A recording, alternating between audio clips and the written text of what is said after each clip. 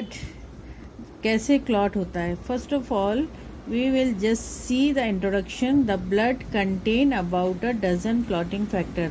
Blood में बहुत सारे क्लॉटिंग फैक्टर्स होते हैं, अबाउट 1 डज़न, यानी 1 डज़न तक उनमें क्लॉटिंग फैक्टर्स हो सकते हैं। ये जो क्लॉटिंग फैक्टर्स होते हैं, ये क्लॉटिंग फैक्टर्स प्रोटीन होते हैं which exist in the blood.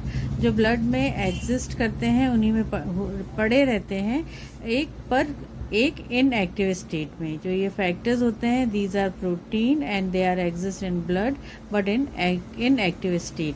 वो एक्टिव होते हैं।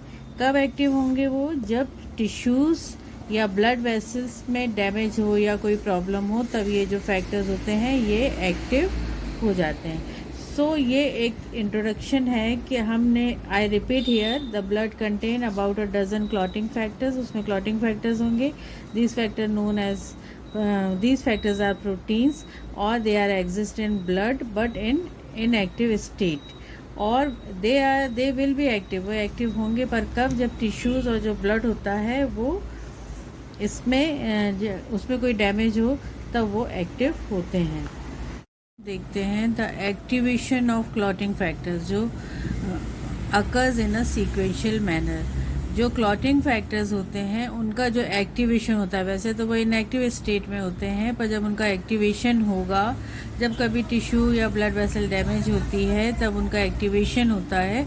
तब उनका जो एक्टिवेशन होगा, जो एक्टिवेशन की प्रोसेस होगी, वो एक सीक्वेंशियल मैनर में होती है, यानी एक सीक्वेंस बनता है, उसके साथ बाद ही उनका एक्टिवेशन होगा।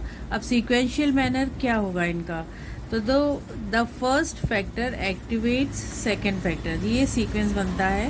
फर्स्ट फैक्टर जो होता है वो एक्टिवेट करेगा सेकेंड फैक्टर को। सेकेंड फैक्टर एक्टिवेट होने के बाद वो एक्टिवेट करेगा थर्ड फैक्टर को। इसी तरीके से आगे जितनी भी रिक्वायरमेंट है उसके हिसाब से ये सीक्वेंस बनता जाता है, फर्स्ट सेकेंड थर्ड, इस तरीके से वो एक दूसरे को एक्टिवेट करते जाते हैं।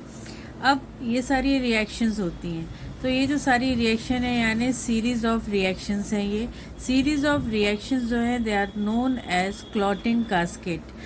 इस रिएक्शन को क्लॉटिंग कास्केड कहते हैं। ये क्वेश्चन बनता है कि क्लॉटिंग कास्केड क्या है।